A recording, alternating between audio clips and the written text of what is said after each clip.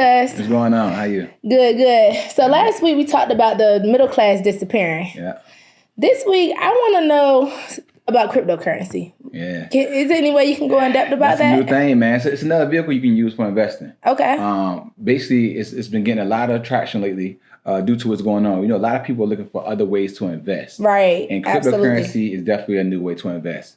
So what cryptocurrency is, it's a digital currency that's founded on the internet. It's encrypted. All right. It was founded in 2009 by a guy with the alias name of Satoshi Nakamoto. Okay.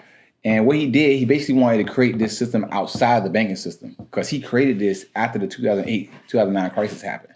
So it was a way to get away from government control and banking systems and stuff like that. Okay. Yeah. Is the cryptocurrency, is it taxable? Is it taxable currency? Yeah, you can definitely, well, now you have something called Coinbase. Okay. Coinbase is an easy way to purchase cryptocurrency here in the U.S.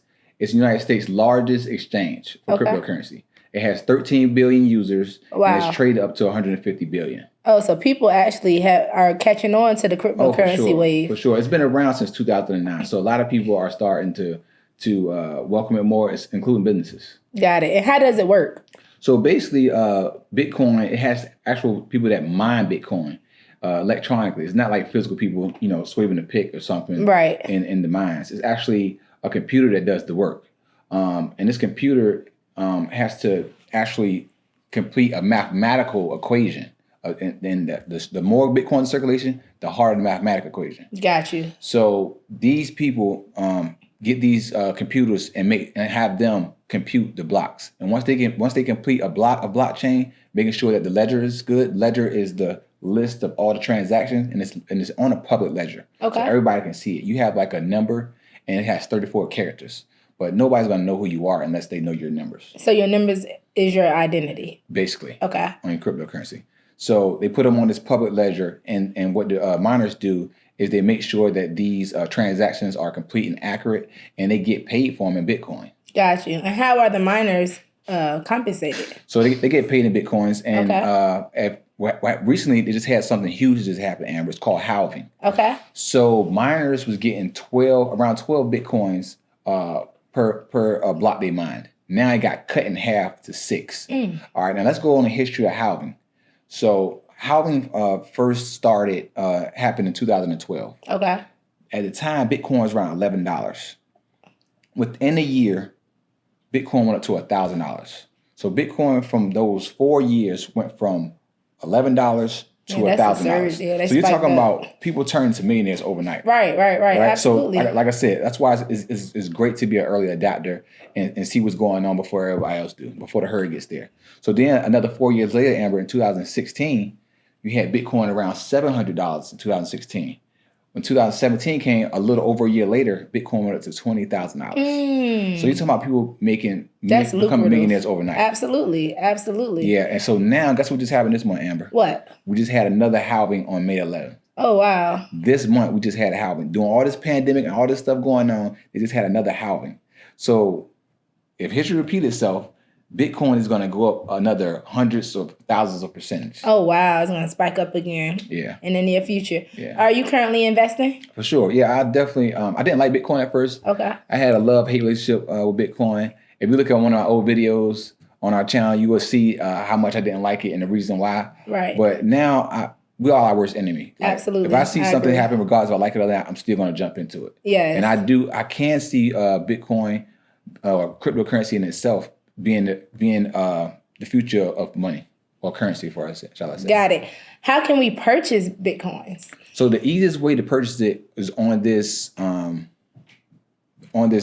called Coinbase. Coinbase is the U.S. largest. I could download that on Apple? Yes, okay. yes. So Coinbase, if you got an Android, Apple, you download it on your phone. It's easy, the app. Okay. And Coinbase is the largest cryptocurrency exchange in the U.S. It has around 13 million users, and it's traded up to 150 billion. 150 billion. Yes. So what you do, you download the app to your phone. It's very easy. Like I'm downloading it now. Then they make you verify your account too. Okay. I'm just going to install it for now. So this is kind of the issue I'm having with it now, because now you got to realize that this is how the government gets involved, because they can track you and see how much money you've made, opposed to when Satoshi Nakamoto originally made this so that you can have what you call anonymity. And what does that mean? Anonymity means to be anonymous. Oh, you know okay, what I mean? Makes sense. Yeah, so basically that's what he built it for. But now you have governments and countries start to trace you more and start their own exchanges so they can track you and your success so that they can tax you on your capital gains. Wow. Yeah. Wow. How much is Bitcoin?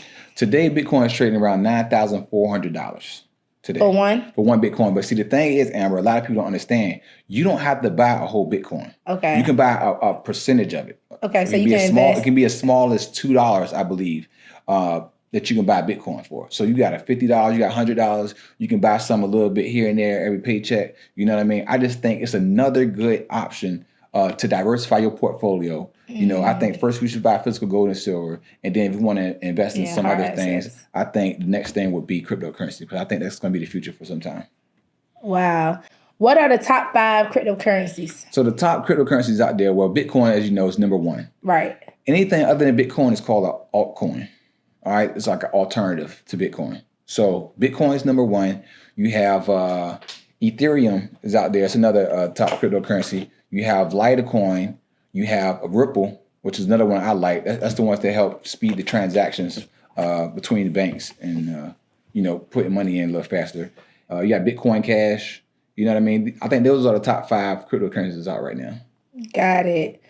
Who accepts Bitcoin? A lot of people are warming up to it. You got Amazon that accepts it. You have Whole Foods. You have Overstock, Microsoft. I mean, you name it. A lot of businesses are starting to accept it now. You got Nordstrom's. Even the basketball team, Mark Cuban's team with the Dallas Mavericks, he was the first NBA team to actually accept cryptocurrency for purchasing NBA tickets. So they're going into the stores. How is the transaction actually happening, being that it's not a physical, coin or right. dollar? Well, you have a wallet. When you purchase Bitcoin, they give you an electronic wallet, and that's how you were able to use your purchases. Like you can transfer to and from you can transfer Bitcoins to and from your wallet. Oh, okay. Using the app. Yep. Okay. Yep. Why do you think Bitcoin is going to be so big? I mean, just seeing the changes, right? So you got to realize a lot of people are looking for other options to invest in, and then everybody can see the dollar is dying. I mean, absolutely, people are getting money just sitting at home, and people, with these checks coming in as far as, the business loans and everything, right? No one has ever seen the U.S. dollar get printed this much ever. Never. Our balance sheet is now almost at $8 trillion as far as the Federal Reserve is concerned. So you have all these currency in circulation. So people know they have to move this money around, put it in something that's worth something. Because Amber, if we do nothing, we get nothing. Right. The worst thing we can do right now is not do anything. Right. If our dollar and our wealth is continue to left in the US dollar, we're going to lose it all. So a lot of people are running to this cryptocurrency. And then you have the largest bank in the US, JP Morgan. They have already announced that they're working on their own cryptocurrency. You know what I mean?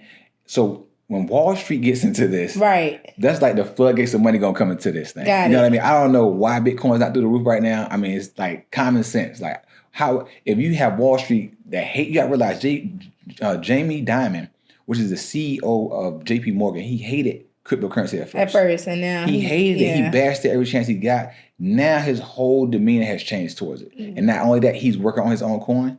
Then you have Facebook with Libra. They had tried to get their own cryptocurrency, but then it got shut down.